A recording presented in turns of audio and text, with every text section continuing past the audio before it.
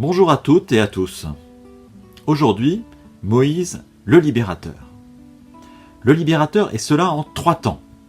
Tout d'abord, la libération du pays d'Égypte, là où les Hébreux sont tenus captifs. Nous connaissons bien le rôle de Moïse dans la libération du peuple hébreu.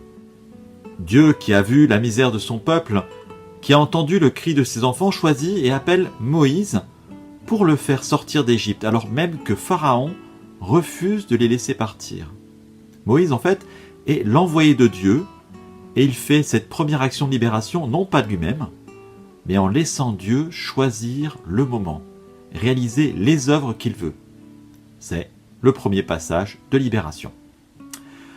Le deuxième passage de libération, c'est celui qui va permettre au peuple de vivre une deuxième libération, un deuxième passage, une autre Pâque, le passage de la mer Rouge. Pour les Hébreux, mais d'abord pour Moïse, il s'agit de se tourner vers Dieu lorsqu'il se trouve bloqué par la mer, alors qu'il fuit avec tout le peuple devant l'armée de Pharaon. C'est alors que les eaux s'ouvrent et que tout le peuple peut passer à travers ces eaux. Dans la tradition hébraïque, les eaux sont inséparables du passage, qui est à l'origine de l'appellation hébreu.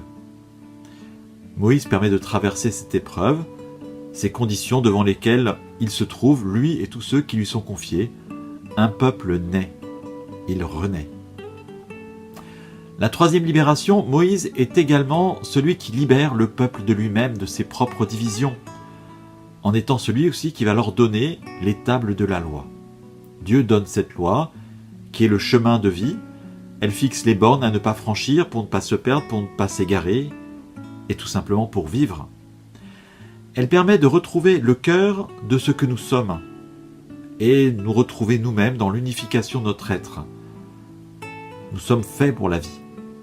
Nous sommes faits pour les relations heureuses et unifiées en nous, entre nous et avec Dieu.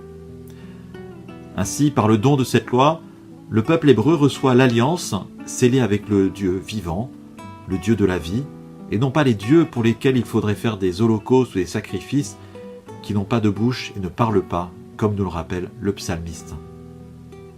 Voilà Moïse libérateur, en 3 temps, libération de son peuple, le passage de la mer Rouge et enfin le don de la loi. À très bientôt, au revoir.